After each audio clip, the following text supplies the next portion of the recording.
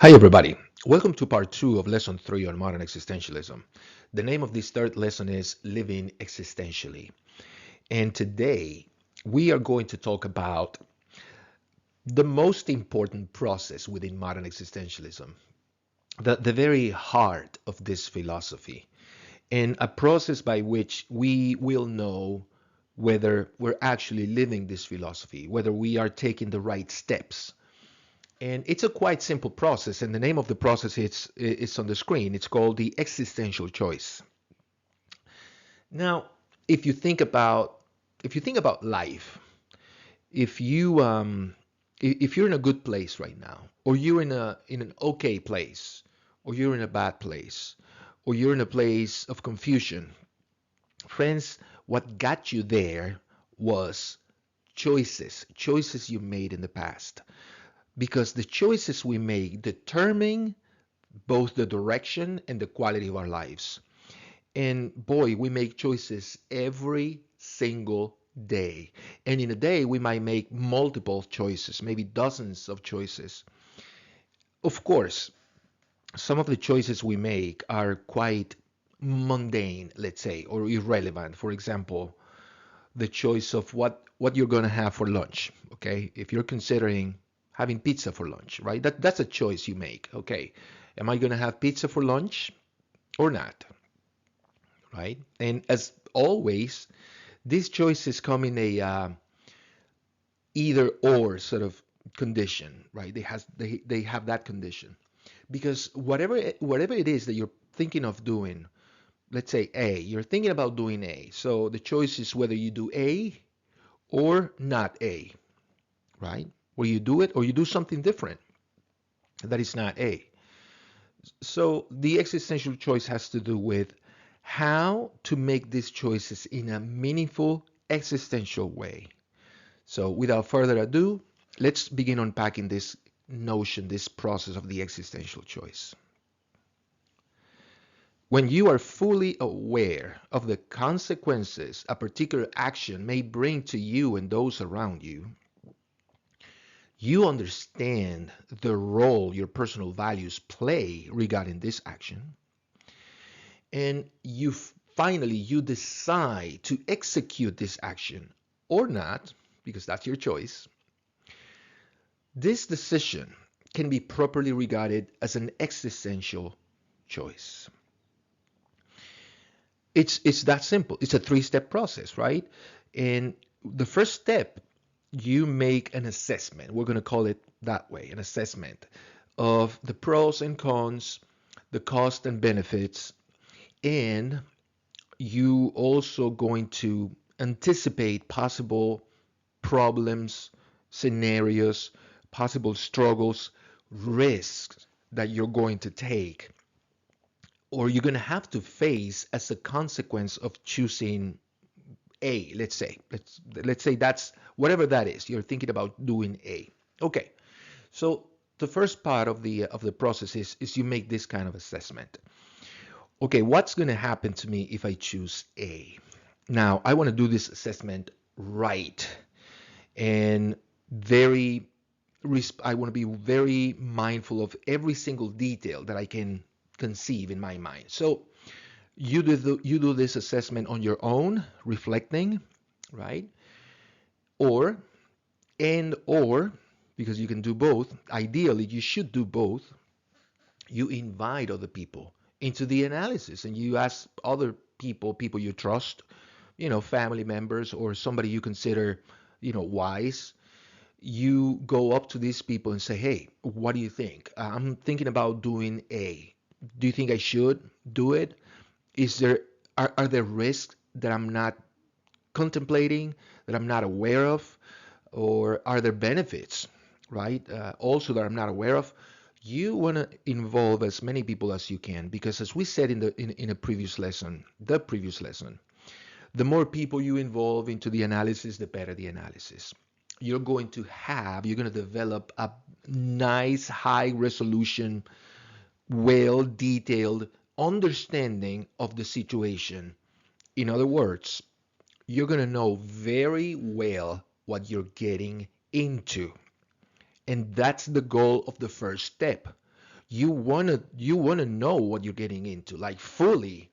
You don't want to deal with consequences later that you did not contemplate, right? You don't want to tell yourself, wow, I didn't see this one coming. No, you don't want to be that guy. You have to make sure that you exhaust, let's say, the possibilities, the risks, the scenarios, the struggles, the problems, and also the good things, right? The benefits. So, man, you got to make this assessment correctly. Once again, the more people you involve, the better. Always keeping in mind that sometimes people don't give you the best feedback, and you will know when the feedback is good, is useful or not. But this is the first step. The second step, you do a value analysis. Okay? You ask yourself where your personal values stand regarding A. Okay? How much does A align with your values? You want to know that. Now, as we said in the previous video, your personal values, I mean, they're so important, and at this point, friends, you must be able to know what those personal values are. And keeping in mind that if you are still not sure about what your personal values are, okay, before you make an existential choice, then you have to do that, right? You have to dig inside, you have to examine yourself, ask yourself why questions, try to get at the bottom of what's really, really, really important to you as an individual. Because remember, your personal values pretty much describe the kind of individual you are. Okay, so when you say, we talked about this before, and I'm sorry if I'm being redundant, but it's just so important to have this clear. If what you think it's important in your life is what most people say it's important, okay, then friends, you got to keep digging deeper, because your values are must be very personal. I'm going to give you an example in a moment, just to illustrate how personal these values must be and how important it is for you to identify what your values are. Once again, your particular set of personal values, it's pretty much a description of who you are as an individual. So if you don't know what your personal values are, you don't know yourself.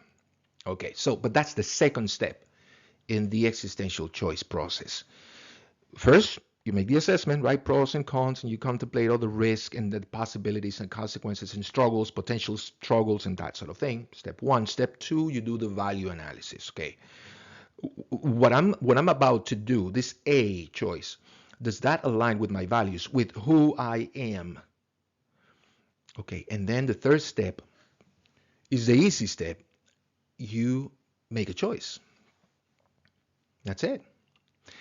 Now, the beauty of the existential choice, friends, is that in the end, it doesn't really matter what you choose, because it's always going to be the right thing for you, provided you've done first the steps one and two correctly and to the best of your ability. If you've done the assessment correctly and you've done the value analysis, friends, whatever you choose in the end, whether A or not A, that's going to be the right choice. So there is no room for mistakes, which is great. Now, there's one more step in this process of the existential choice.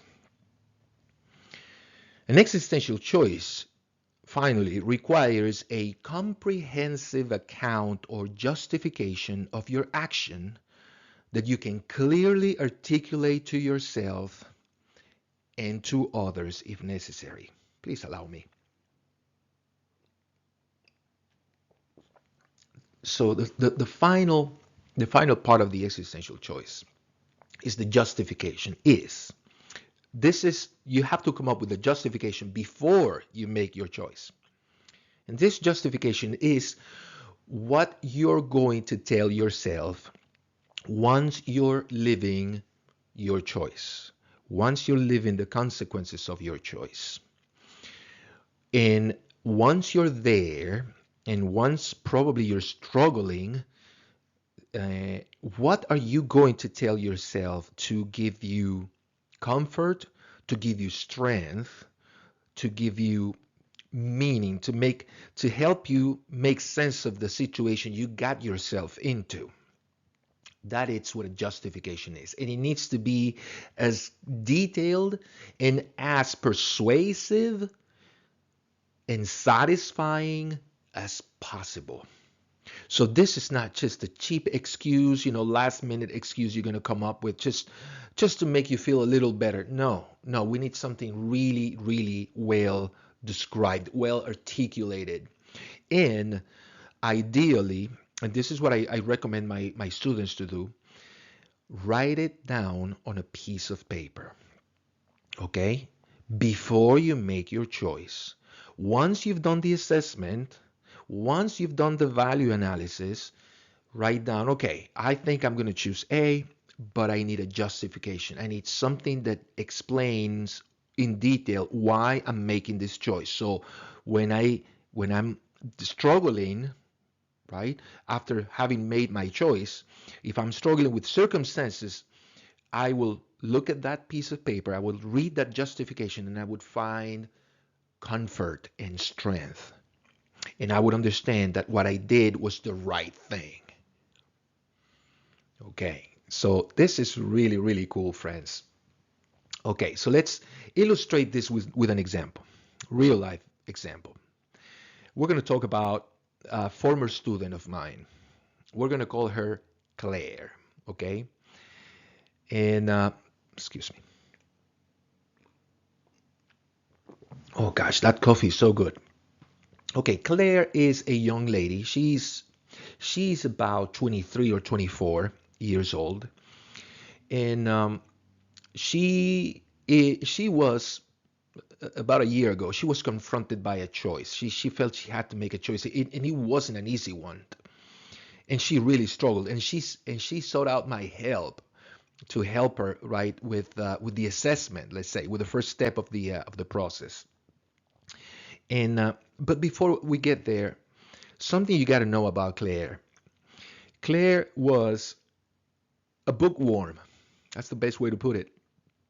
She is so into reading and books. She is the kind of person who reads. She actually reads three books at the same time. Like she reads a book in the morning, a different book during school breaks, and a third book before going to bed. She's that kind of person because just one book is just not enough. So reading, it's really, really important for her. As a matter of fact, she is studying literature, which makes perfect sense, right? Okay, so this is something, friends, very valuable for her, reading books. Okay, so valuable that it is evident to people who know her. Like she doesn't even have to say the books are important in her life. It's so evident. And and I'm being reminded of that quote by Kierkegaard, a true idea, it's a lived idea, right? So she is this is so important for her that she lives it, right? And she decided to make this her career, her future, her life, right? She's defining her future based on what's important to her, her values, based on who she is. So, okay, ask yourself now, just to illustrate the point of how personal values are, how many people do you know that are like Claire, people who read like two, three books at the same time and who are so passionate about books that they're studying literature? How many people like that do you know? Maybe one or two, maybe none.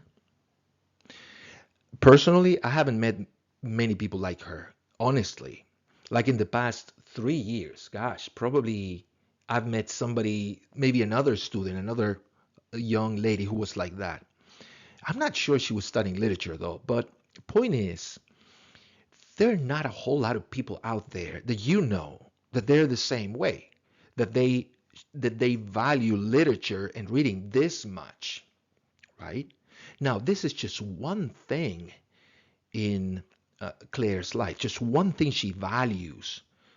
If I give you two or three more things that she really, really values, then you can have a pretty great description of the kind of individual she is.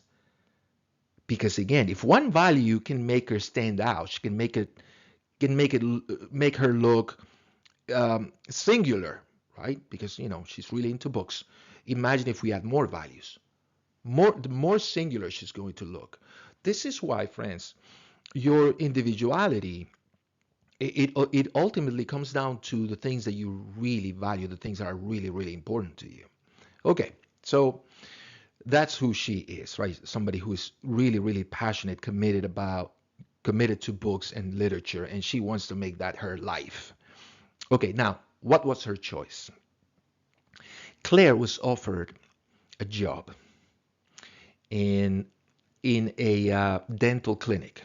Okay, she was offered a job as a front desk person, like receptionist sort of person, right? So she would be taking phone calls and making appointments for customers and that sort of thing. And obviously, this is not something she was really passionate about because, I mean, what do they have in common, right? Working at a clinic, taking phone calls and literature, that has nothing to do, right, with one another. And that was her struggle. She really needed the money. And here's a couple of benefits about this choice, right? Choosing this job. She told me that the pay was pretty good. Number one. Number two, she was struggling with some debts, especially a car loan that she was paying monthly. Third, at the clinic, they told her that they would work with her regarding her school schedule because she's studying full time. And they said to her that they would let her pick her days so she would go to school and do her schoolwork, and the times that she's free, she's available, she'll be working at the clinic. So that was really, really great, really convenient. And but her struggle was that she saw nothing in this job that related to her passion for books.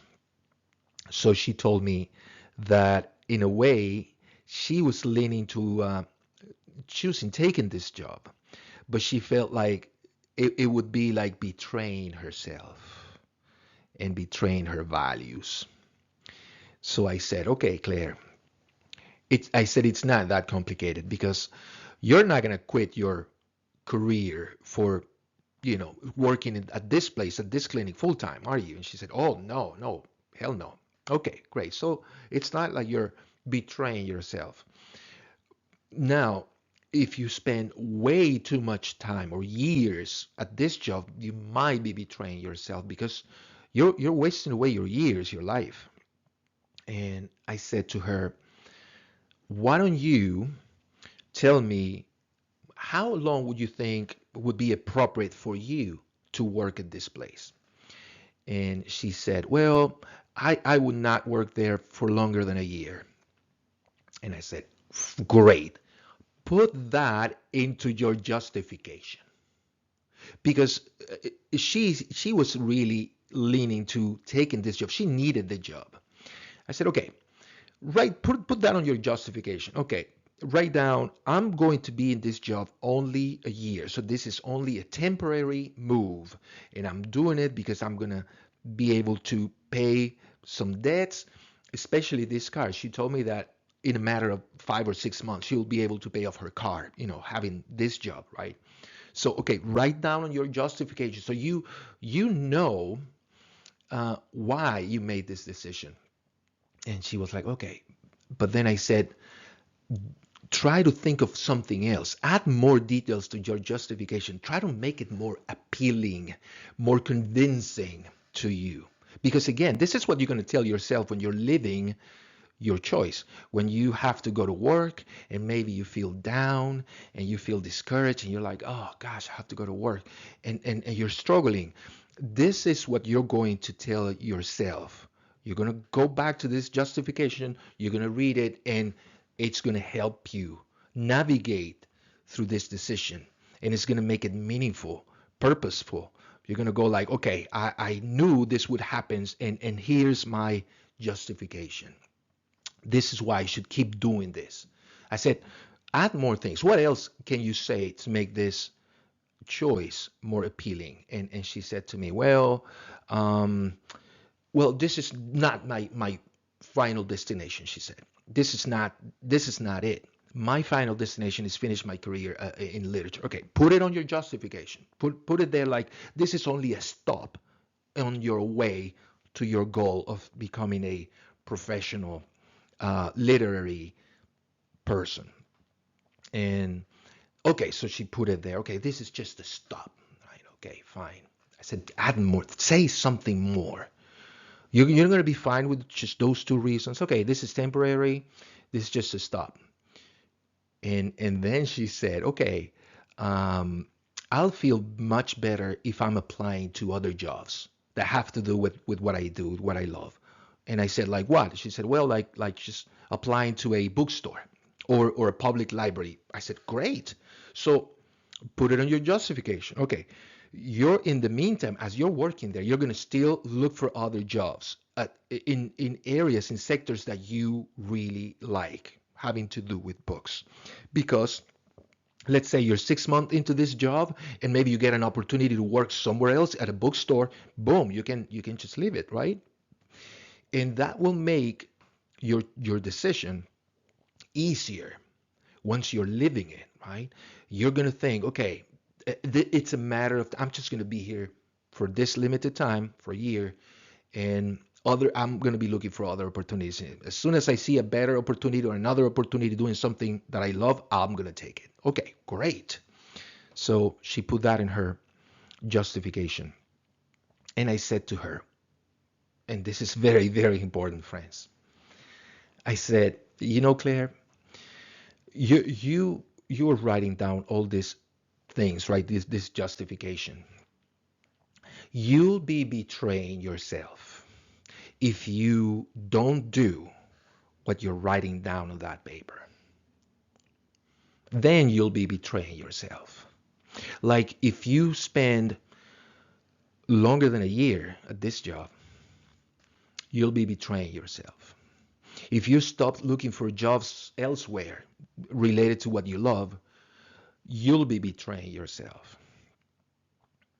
So, in a way, you have to commit with yourself so you don't betray yourself, you don't lose yourself. Do you remember that story about a friend, that friend, co-worker, Lisa? Do you remember that it was somebody very passionate about anthropology, and she started like right after finishing college, she started working as an elementary school teacher, and she got stuck doing that like for like 20 years, and she was not happy.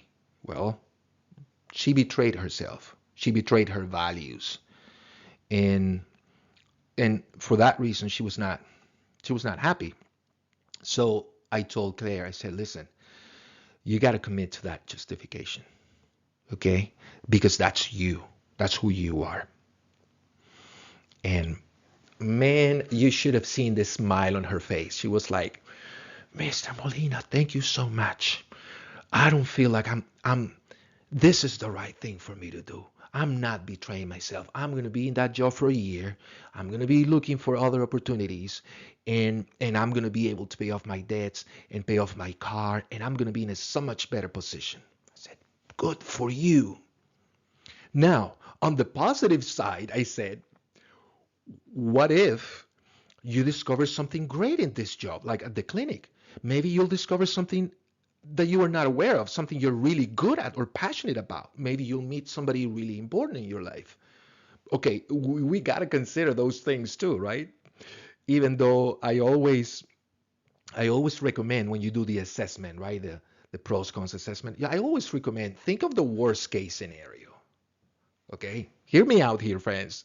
When you're in the first step of this process, the assessment step, think of the worst case scenario. What if all this goes really wrong and I'm in a bad place. I end up in a bad place. Okay, you gotta have you have to picture this bad place really clearly and in detail in your mind. Why? Because you want to know what you're going to do then, what your plan B is going to be, and plan C, how you're going to navigate through this difficult circumstance. You have to, friends. Once again, you don't want to be that person who says, "Gosh, I didn't see this one coming." No. You, before you make your choice, you got to see all those things, all the possible things that may come your way, and know how you're going to deal with them effectively. I hope you're beginning to see the value, the beauty of the existential choice, friends.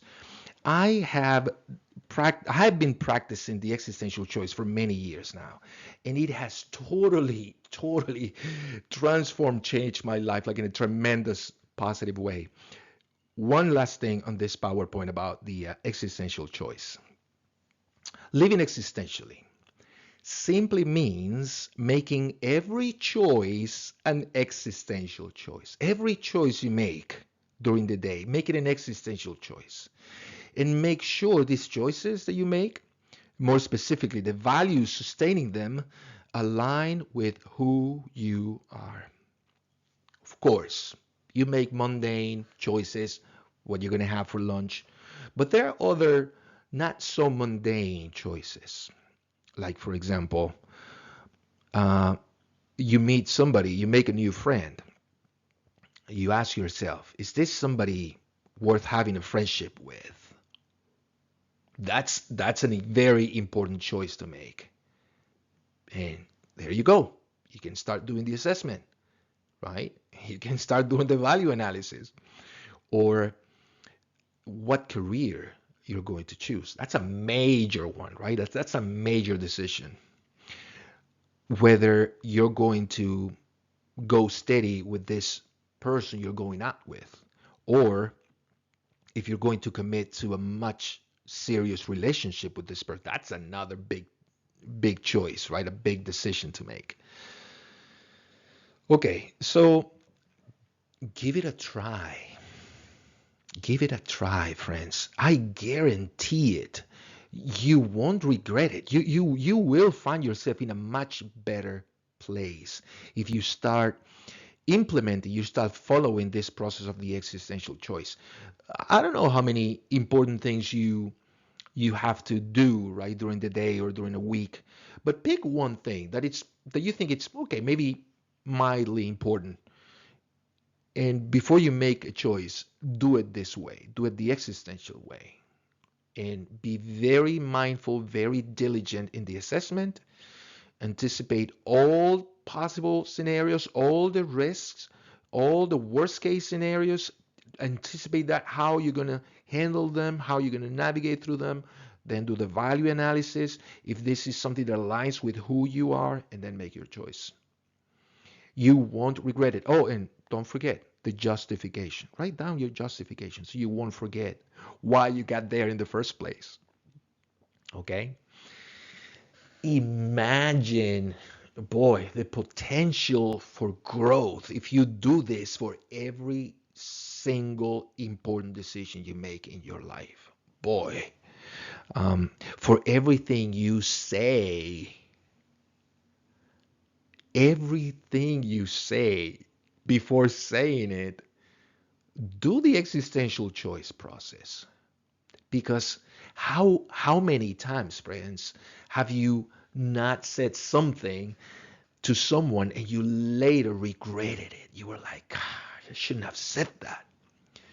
You know why that happened to you? Because you didn't do it right. You didn't do it the existential way.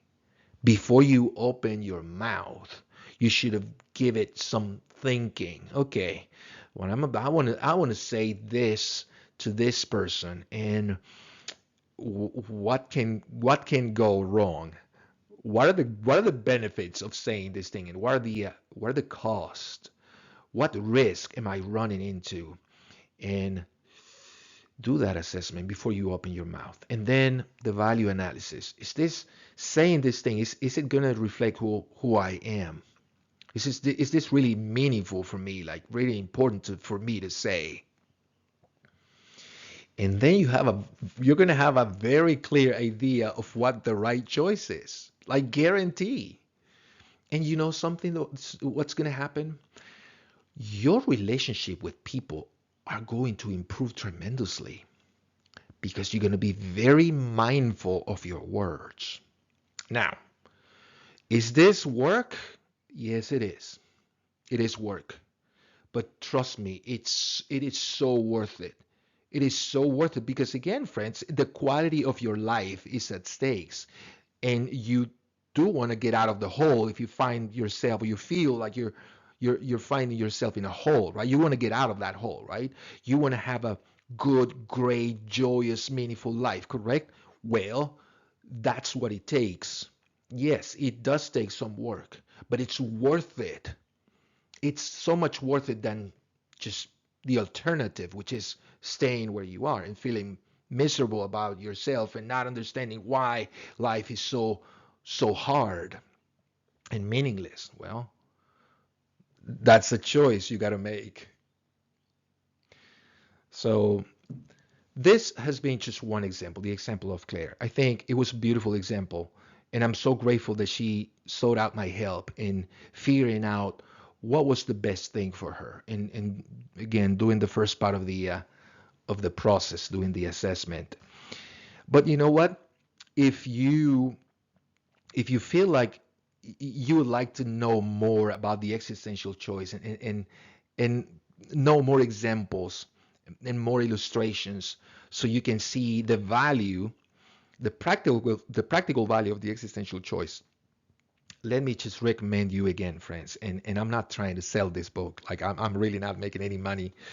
But I mentioned this book before. Remember, What Should I Do with My Life by Paul Bronson.